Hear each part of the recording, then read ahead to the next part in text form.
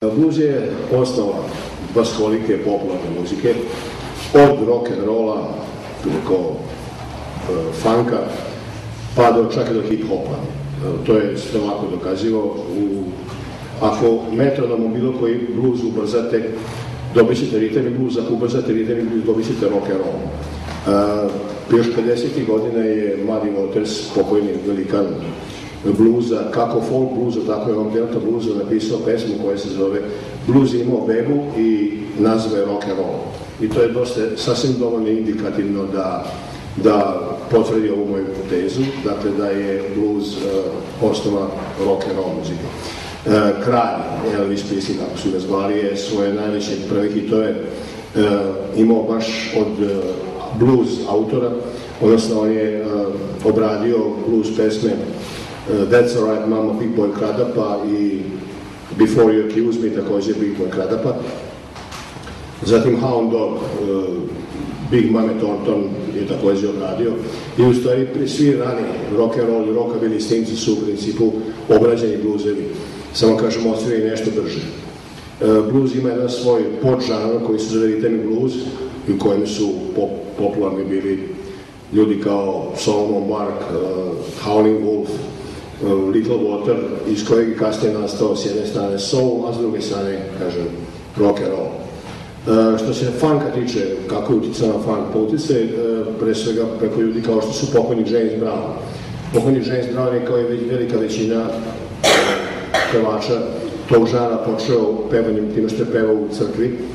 Pevao je gospel, pošto postoje dve vrste muzike afroamerički crnaca. Jedna je blues koji je svetovna muzika i bavi se svetovnim temama, više tako, ljubavlju, odnosu među, ali što je interesantno za razliku od rock'n'rolla, ne od ljubavi između mladića i djevojke, nego odnosa među zrelim ljudima. To je vrlo bitna razlika koju valja i bitan moment koji treba istaći. U bluesu se uvek govori o ljubavi između zrelih ljudi. Tu se radi o vezi ili o mužu i ženi, najčešće o vezi, ali nisu u pitanju tinejdžeri kao rock'n'roll, već su u pitanju, kažem, zreo muškarac i žena. Dakle, blues bi bila svetovna muzika afroamerikanaca, dok je bi gospel bila ta duhovna muzika koji se bavi, naravno, kao što je samo ime kaže, evanđeljima i biblijskim temama. Dakle, idemo redom. Blues je nastao u 19. veku, negde u području zapadne Afrike, konkretno Kenije, odatle su dovođeni robovi u južne delove Sjedinjenih Američkih Država, gde su korišteni kao jeftina radna snaga, što na poljima pamuka, što u izgrađivanju železnica, što u radu na farmi. I tu je, pošto su oni dovoženi na tržišta koje su bile u veliki centri juga, kao što je recimo New Orleans. New Orleans je bio grad kojeg i zovu najmuzikalnijim gradom na svetu, u kome su potekli i džez i blues. I uopšte pitanje šta je starije blues i džez je slično pitanju da li je starije kokoške ili jaje, jer su oba pravca nastala, kažem, negdje tako krajem 19. veka, s tim što je blues jednostavniji u muzičkom obliku žanru muzike nego džez i ne samo kao harmonski, već i ritmični je daleko. On je najjednostavniji u stvari muzički oblik, međutim ta jednostavnost pruža izuzetne mogućnosti za improvizaciju, tako da blues ima još neki svoj podžanrova koji će biti kasnije reći. Kada su primljeni, kada su ih kupili robovlasnici, kažem se juga Sjedinjenih Američkih Država, onda su mahom ovi robovi prelazili u hrišćansku veru, jer su naravno u Africi bili mnogobožci, i mahom su prelazili u baptističku veru, to je jedna protestantska vera, baptistička, ima je u Jugoslaviji, ima je u zapadnoj Evropi dosta, u Sjedinjenim Američkim Državama je najrazvijenija. Tu se ljudi krst pokrštavaju ne rođenjem, nego već kad su odrasli, pošto smatraju da se pokrštavanje ne može desiti, baptisti smatraju da se pokrštavanje ne može desiti dok je čovjek beba, nego već kad ima svest i smisla o tome da li hoće da bude ili neće hrišćanin baptista. To ste vjerojatno vidjeli u filmu kad onako potapaju u vodu sveštenici baptistički, onda ih oni ali izranje iz vode i aleluja kao postaju članovi crkve. Dakle, prihvativši hrišćansku veru, prihvatili su baptizam i u spoju, sad govorimo opet o New Orleansu, najmuzikalniji grad na svetu gde je nastao blues, u spojem hrišćanskih motiva, hrišćanske muzike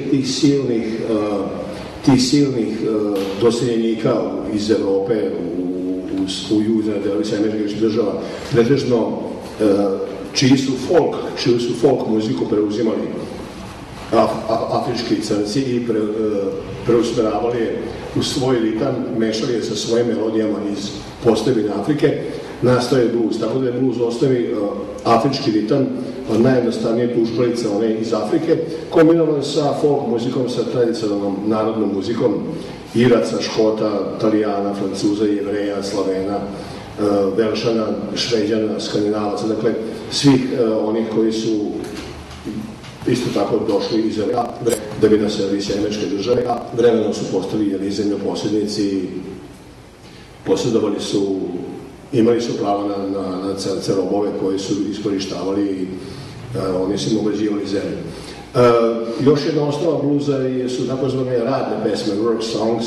Ima jedan baš pesma koja se tako zove jazz kvinteta Braća Ederli, pokojnog Cannonballa i saksofoniste i trubače Neda Ederlija, koja se baš zove work song. To su pesme koje su pevane za vreme poslova, zvali su se i holeri, jer su nekako pomagali ovim radnicima to su mahom pevali radnici koji su radili na prugama dok su gradili pruge ili na poljima kada su sekli pamuk, odnosno brali pamuk, da bi im pomogao ritam, da bi im pomogao u radu. Iz ovih su se holera također i plički razvile neke kasnije oblici bluza, ali to sve što sad govorim, to sve spada u country blues, folk blues, kako hoćete. To je akustični blues, sviran na akustičnim instrumentima, koji,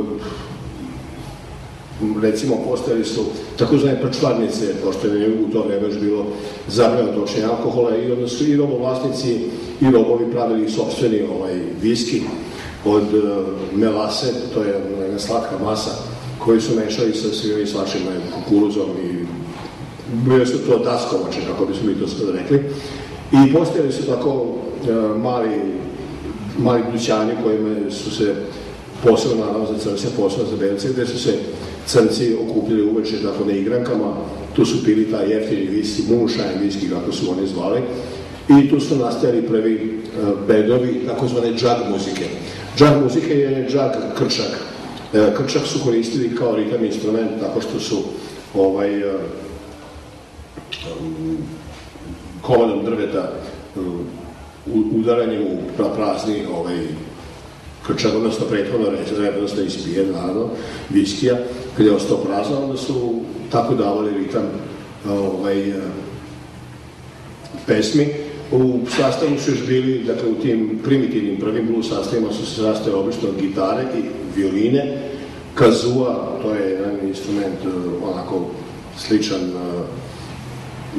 trski, bambusove trski, ima opnu jednog papira, kada pevate u taj instrument, u stvari peva se. Onda ima tako zvuk, nešto između trube i saksofona, samo ne tako jak. Za kontrabas su koristili najobičniji lavor, koji je probušen na sredini i iz njega bi virila drška metle, onda bi zabili ekstrom jedan komad konopca i onda je lavor im služio kao rezonatorska kutija, dok bi umesto žice tamo bio konopac koji je služio kao neki primitivni bas. Gitare su, kažem, isto tako korištene, naravno to nisu bilo ozvučene gitare. Prva velika revolucija se u bluzu desila kada su ovi country folk blues umetnici tamo negde 30. i 40. godina u vreme velike krize ekonomske u Sjedinjenim Američkim Državama kada su se selili radi nezaposlenosti, kada su se selili u gradove velike na severu, kada su išli da rade po fabrikama, a mnogi od njih su i u tim gradovima koji nisu išli da bili već profesionalni blues umetnici, blues pevači, blues muzičari, onda su u velikim gradovima tako stavili na ćoškovima ulice i pevali. Da spomenem samo neke od najpoznatijih arhaičnih bluzera, znači takozvanih delta bluzera, jer je pored New Orleansa koji je grad u kom je nastao blues, svakako se kao oblast može smatrati oblast reke Mississippi, delta reke Mississippi, gde se razvijeli ti arhaični prvi oblici bluza, čiji bi najbitniji predstavnici bili sad ovako, zaista ih ima puno, ali pokušat ću da ih nabrojim koliko mogu. Charlie Patton svakako pevač i gitarista, zatim Blind Lemon Jefferson, Robert Johnson o kome postoji mit da je prodao dušu đavolu na raskršću i da menjao ga je za vrsno sviranje gitare i pevanje.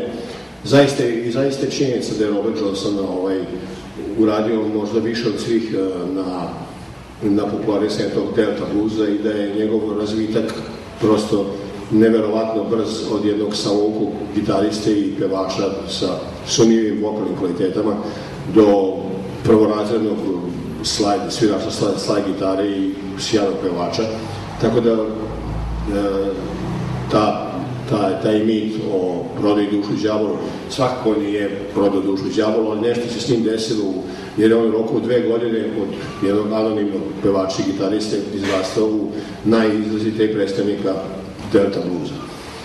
Napisao je samo 29 pesama za života i svi 29 su apsolutno vrh i pripadaju u anale blues žanra.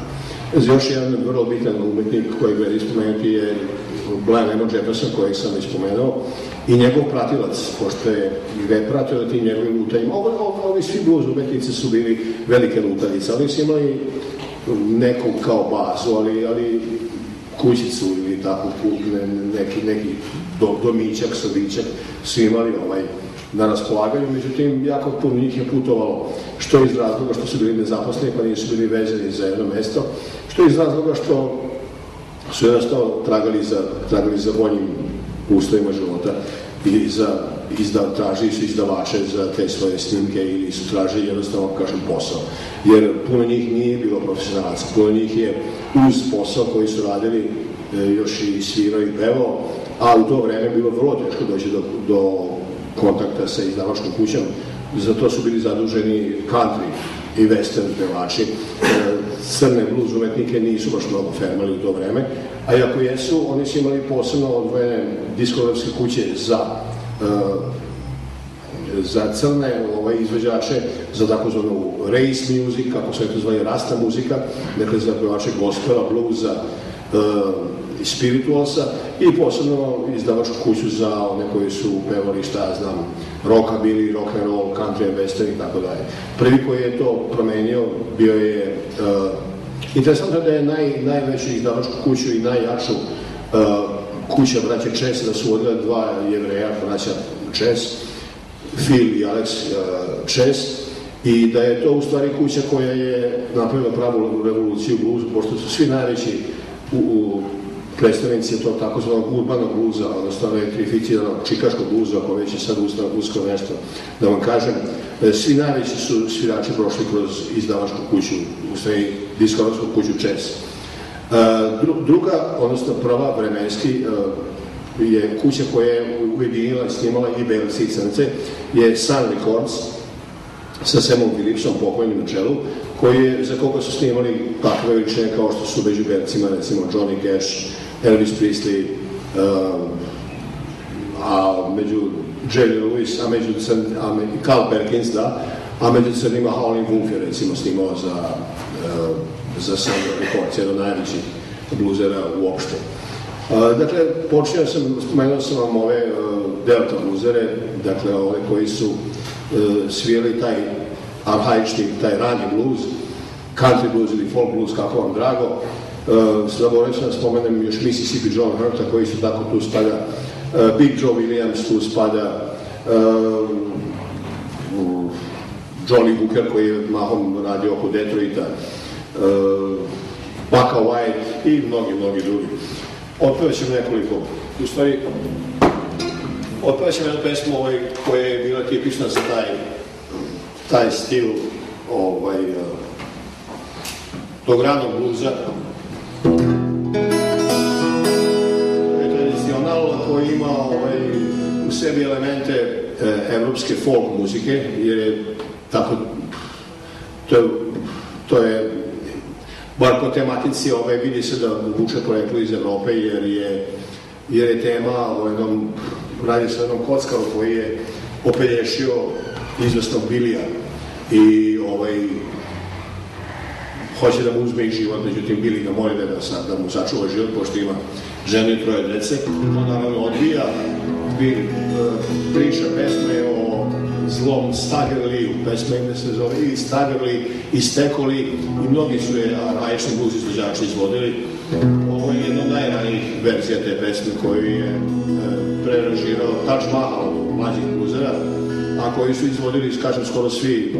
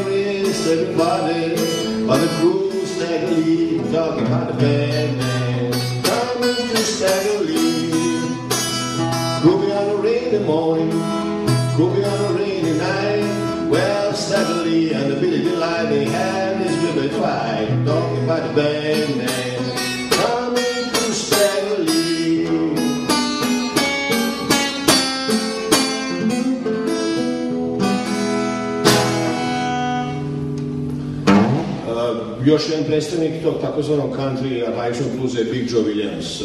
Jedna njegova pesma zove se Turn Around Blues. Jedna verzija njegovog ranijeg bluza koji se zove Aberley Blues, ali ja ću da ih spojim u jednu.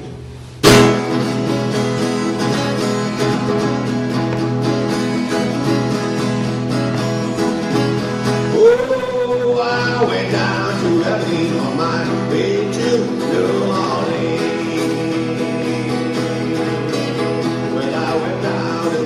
On my way to New Orleans, I saw some women that tried to send me gasoline.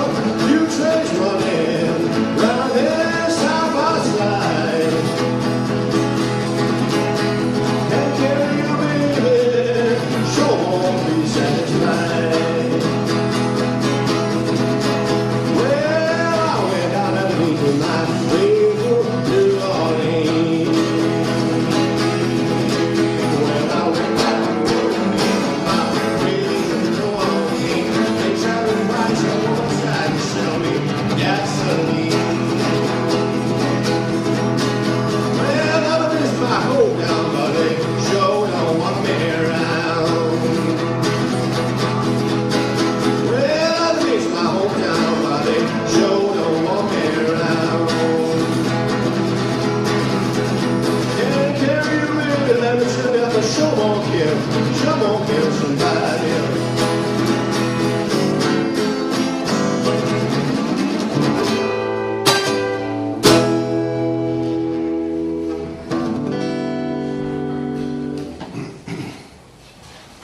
Stari blues pevači su mahom koristili otvorene štimove na gitari, bilo to G ili D ili A, neki čak i C.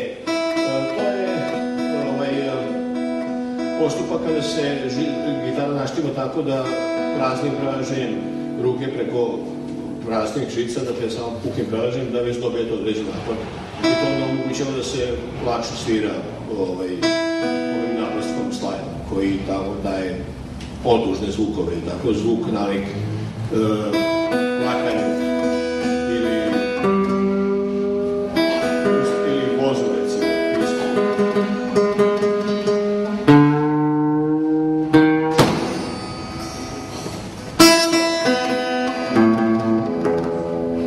Dobro, to ćemo ostaviti za kasnije.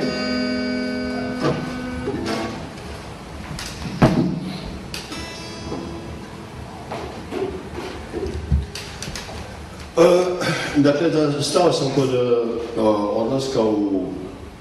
odlaska blues pevača u velike centre na severu zemlje. Odlascima u pre svega Chicago. Chicago je tamo negde u 40. godina sred prošlog veka 20. postao meka urbanog i električnog bluza i prva generacija čikaških bluzera su možda najbitniji koji su tamo otišli i tamo stvarali bendove i stvarali karijeru, snimajući, kažem, za pomenutu izdavačku kuću Chess. Bili su svako najveći katalizator, dva najveći katalizatora blues muzike među crnim blues izvođačima. To su kontrabasista, producent, aranžer i pevač i kompozitor Willie Dixon, zatim pokojni Muddy Waters, gitarista, pevač i kompozitor, pa onda Sonny Boy Williamson 1, Sonny Boy Williamson 2, pošto je bilo dva usna harmonikaša i pevača koji su se jednako nazivali Sonny Boy Williamsonom, jedan stariji koji je poginuo u pucnjavi na ulici, koji se zvao John Lee Sonny Boy Williamson, i drugi poznatiji koji se zvao Rice Miller Williamson, pa su tu još Big Bill Broonzy kao izraziti predstavnici tog prve generacije tog urbanog bluza. Urbani bluz je u mnogome unapredio bluz, time što su instrumenti počeli da se ozvučavaju i tu se već rađaju prve sviračke legende stiva kao što su recimo T-Bone Walker, gitarista i pevač i kompozitor, zatim Muddy Waters, sjajni pevač, slide gitare, Buddy Guy, koji je bio dugo godina na početku karijere gitarista u sastavu Muddy Watersa, i još, kad smo išli kod tog sastava Muddy Watersa, da spomenem onu postavu njegovog benda koja se smatra legendarnom, koja se smatra najboljom blues postavom u istoriji žanra, a to su Willie Dixon na kontrabasu, Otis Penn pokojni za klavirom, Muddy Waters na slide gitari i vokalu, Jimmy Rogers na solo gitari i Fred Billow za bubnjevima. To je neka postava koja se smatra tako idealnom i tako toliko najboljom u crnom bluzu kao što je u džezu, recimo, ona čuvena postava pokojnog Milesa Davisa sa pokojnim takođe nazvanom Johnom Coltraneom na saksofonu. Njegov čuveni kvintet Milesa Davisa iz 50. godina prošlog veka. Dakle, u isto vreme su u principu delovali dva najbolja sastava žanra, jedan u džezu, jedan u bluzu. Tu je razlika u par godina. Sada bi i blues od tada razvijao više krećući tako ka nekim funk vodama, ka nekim soul vodama i razvijajući se sve više u rhythmic blues.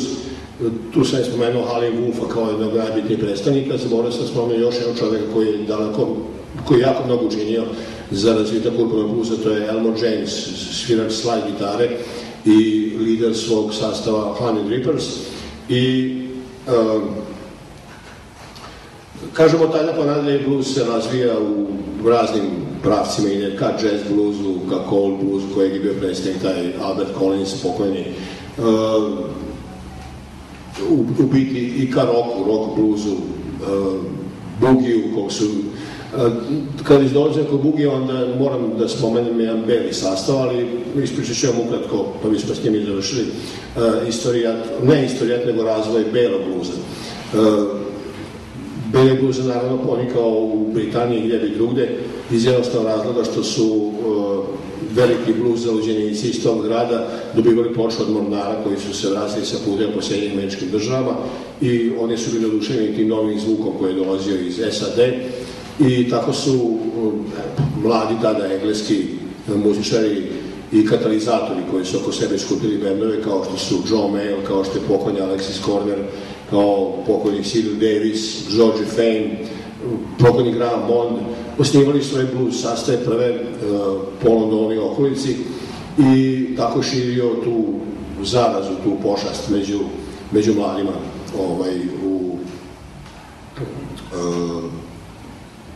u Britaniji. Odakle je blues pošao. Što se tiče ritmi bluza, tu je već bila i Irska, Severna Irska u Britaniji, jer su oni dali jedan od najboljih i najbitnijih po meni bendova tog žara, grupu Dem sa pevačem, ustim harmonikašem i saksofonistom Van Morrisonom. A ovi početni inicijalni blues bendovi veliki su svakako bili Alexis Corner Incorporation, kroz koji su kao gosti prošli svi more hrpa pevača koji su kasnije osnovali sopstvene bendove kao Mick Jagger, recimo The Rolling Stones, ili kao Paul Rodgers, grupu Flea, Eric Burdon, kasnije grupu Animals. Zatim bila je tu grupa Grahama Bonda, kako sam već spomenuo, koji je poginuo pod točkovima podzemne železnice u Londonu. Isto je jako bitan jedan katalizator i muzičar za beli blues, u čijem su sastavu svirali jedno vreme Jack Bruce, zatim Ginger Baker, Rick Laird na basu, gitarista John McLaughlin koji se posle postavio kao fuzijski gitarista, međutim on isto počeo kao bluzer i to kažemo u grupi Grahama Bonda. I tako je u principu za Britaniju baš još jedna interesantna stvar da su mahom iz svih ovih blues sastava, očeva belog britanskog bluza, kasnije nastale ne samo blues grupe, dobro bilo je tu i blues grupa, kao što je recimo Flea, nego više progresivni rock sastavi. Dakle, ovi su, muzičari u Britaniji su, za razliku od američkih, nisu zadržani na bluzu, već su išli korak dalje i svi su na kraju završili kao sjajni izvođači i umetnici progresivnog roka.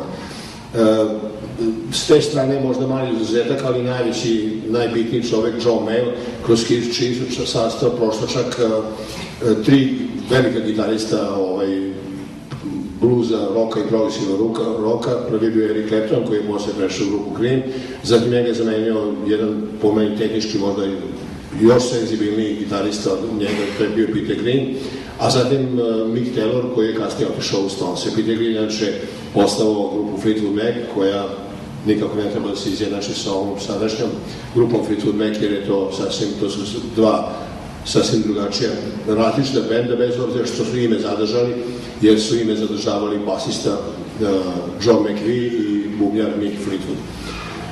Koju reč za kraj o bluzu na jugoslovenskim prostorima, o bluzu u Eksiju. Pre nego što smo, moj drugar Macan i ja, otišli u Beograd od 79. godine da snimimo nekoliko snimaka za Studio B, tadašnji još i dan danas pravi hram bluza koji je vodio Ljubomir Vučković-Vučko i snimili tamo neke vrlo relevantne snimke koji su u neku ruku pionirski za ne samo za beogradski, nego za jugoslovenski bluz. U Beogradu su postojala već dva sjajna bluz sastava, jedan je beogradski bluz kvintet, a drugi je bio Dragoljub Pojmlang, Dragoljub Cnekovića Pojmlang, i tu smo se priključili i mi, Macan i ja, kao After Midnight Blues trio, i od tog vremena pa do danas, Boga mi, Jugoslavija bez preterivanja, to jest prostor je ex-Jugoslavija prvenstveno, ipak Srbije, više nego Hrvatske ili Slovenije ili nekih ostalih zemalja, preuzima primat, izuzimajući britansku scenu, dakle, izuzimajući naravno scenu britansku koja je već sama po sebi najjača, ako ni zašto drugo, zašto se blues prema engleskom i zašto su najveći muzičari upravo potiču iz Velike Britanije, da ja odgovorno tvrdim sa ovog mesta da je Beograd 80. godina, ako sada ne, ali 80. godina sigurno bio posle Londona najjači blues centar u Evropi. A da je Mojo klub koji je 91. otvoren i u čije smo temelje Macan, Pere i ja sam ostavio slajd, Macan koplet žica, a Pera u jednousnu harmoniku, da je svakako i sada je jedan od najmerodavnijih blues klubova u Evropi, ako i ne je jedan od najboljih među prva tri. Eto, toliko sam ja ukratko imao da vam kažem.